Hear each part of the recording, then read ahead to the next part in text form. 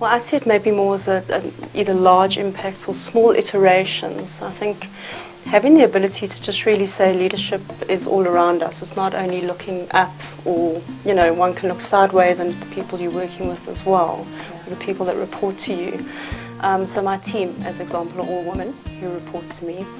And I think we look out for each other and we speak out and we're resilient, and there's quite a bit of care and trust as part of that component. So that for me was just a slightly different lens on saying, well, there was one big event. I think there have been women though, so in my family my aunt was the first person to go to university in our entire immediate family. So from a female perspective, I found that very encouraging to say, okay, yes you can, and you have, and you kind of beat the boys to it. So well done.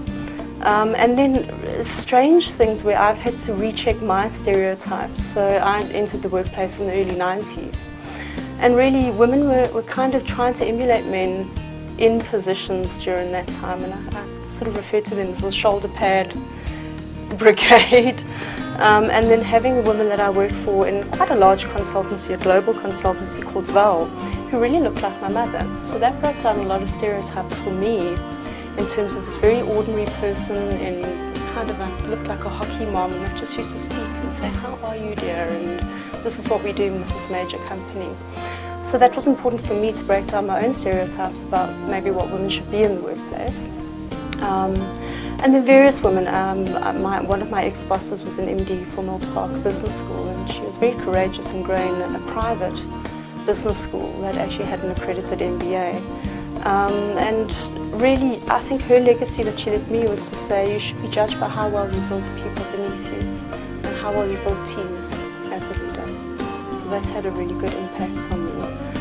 And also you can build female teams, and that can also be cool.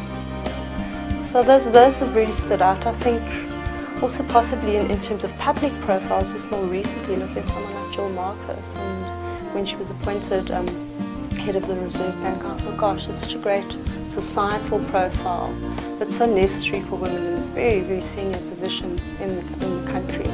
So hopefully we see more of that, and I'm sure we will.